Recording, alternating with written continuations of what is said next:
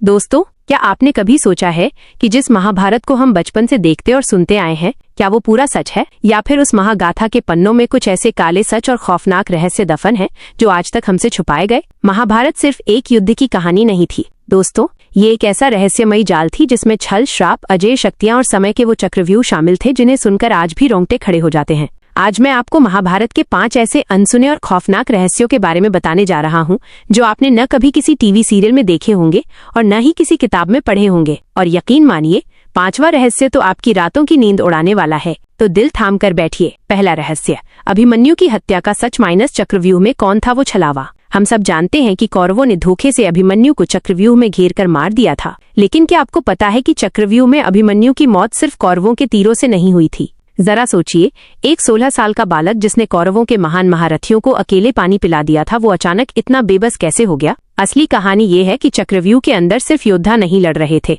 बल्कि वहां आसुरी शक्तियों और तांत्रिक कलाओं का इस्तेमाल किया गया था। दुर्योधन के इशारे पर कौरव पक्ष के कुछ मायावी योद्धाओं ने युद्ध के नियमों को पूरी तरह ताक पर रख दिया था। उन्होंने अभिमन्यु के रथ के घोड़ों को नहीं, बल्कि उसके ध्यान और बुद्धि को अपनी माया से भ्रष्ट कर दिया था।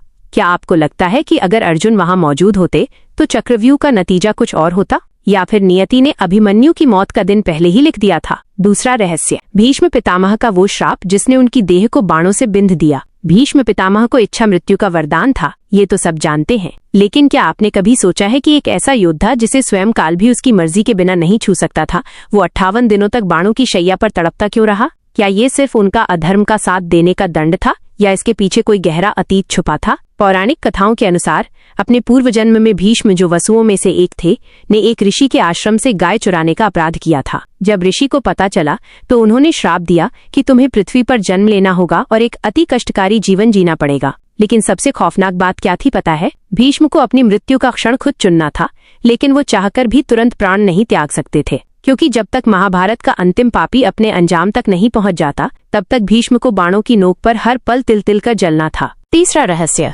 सहदेव का वो खौफनाक ज्ञान, पिता का मांस खाने का रहस्य। अब जो रहस्य मैं आपको बताने जा रहा हूँ, उसे सुनकर शायद आपकी रूह कांप जाएगी। पांडवों में सबसे छोटे सहदेव को भूत, वर्तमान और भविष्य देखने का वरदान प्राप्त था। लेकिन क्या आप जानते हैं कि सहदेव को ये असीम ज्ञान कहाँ से मिला था? इसके पीछे एक बहुत ही भयानक घटना है। पांडवों के पिता पांडु की जब मृत्यु होने वाली थी, तो उन्होंने अपने पुत्रों से कहा कि उनकी मृत्यु के बाद उनके मस्तिष्क, दिमाग को खा लिया जाए, ताकि उनका ज्ञान और शक्तियां उनके बेटों में समा जाएं। कोई भी पांडव ऐसा करने की हिम्मत नहीं जुटा पाया, लेकिन सहदेव ने अपने पिता की अंतिम इच्छा पूरी की। उन्होंने पिता पांडु के मस्तिष्क के 3 हिस्से खाए थे। पहला हिस्सा खाते ही उन्हें भूतकाल का ज्ञान हुआ, दूसरा हिस्सा खाते ही वर्तमान का, और तीसरा हिस्सा खाते ही भविष्य उनके सामने शीशे की तरह साफ हो गया। लेकिन जरा ठहरिए, अगर सहदेव को भविष्य का सब कुछ पता था, तो उन्होंने महाभारत के युद्ध को रोका क्यों नहीं? उन्होंने द्रौपदी के चीरहरण को क्यों होने दिया? क्योंकि कृष्ण ने सहदेव को एक भयंकर श्राप के साथ बांध रखा था कि अगर उन्होंने महाभारत के युद्ध से पहले किसी को भी होने वाली घटना के बारे में बताया,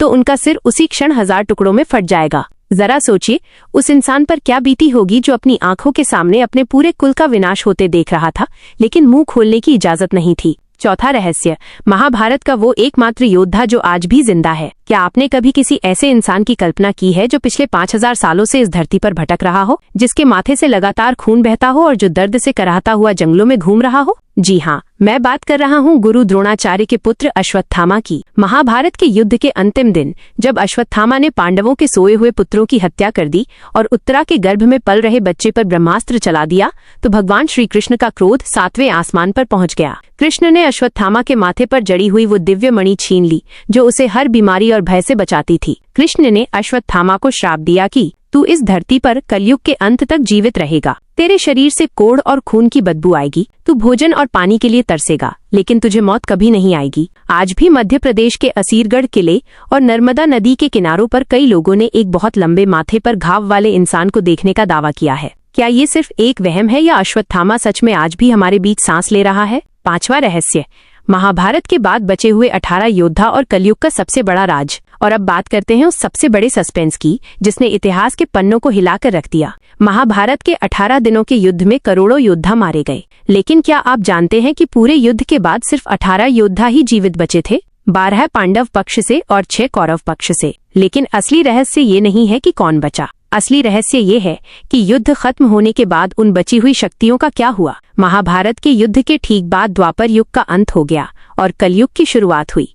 कहा जाता है कि महाभारत का युद्ध सिर्फ दो परिवारों की लड़ाई नहीं थी, बल्कि वो इस धरती से तमाम दिव्य शक्तियों, अस्त्रों और ज्ञान को मिटाने के लिए रचा गया एक बहुत बड़ा महायज्ञ था। लेकिन सवाल ये उठता है कि क्या महाभारत वास्तव में समाप्त हो चुका है, या फिर कलयुग के अंत में होने वाला महाविनाश उसी महाभारत की बची हुई कड़ियों का परिणाम होगा। श्रीमद् भागवत पुराण के अनुसार जब कलयुग अपने चरम पर होगा और भगवान विष्णु कल की अवतार लेंगे, तब उन्हें धर्म की शिक्षा देने के लिए वही योद्धा वापस आएंगे जो महाभारत के समय से अमर है। यानी महाभारत अभी खत्म नहीं हुआ है, उसका आखिरी और सबसे भयानक अध्याय अभी लिखा जाना बाकी है। आपको क्या लगता है दोस्तों, क्या वो अमर योद्धा कलयुग के अंत का इंतजार कर रहे हैं? अपनी राय कमेंट सेक्शन में जरूर बताइएगा। अगर आपको महाभारत के ये अनसुने रहस्य रोमांचक लगे हों तो इस वीडियो को लाइक और शेयर करना बिल्कुल मत भूलिएगा। और ऐसी ही दिल दहला देने वाली और रहस्यमयी कहानियों के लिए हमारे चैनल संजय 09 को सब्सक्राइब जरूर करें। मिलते हैं अगले रोमांचक सफर में, तब तक के लिए धन्यवाद।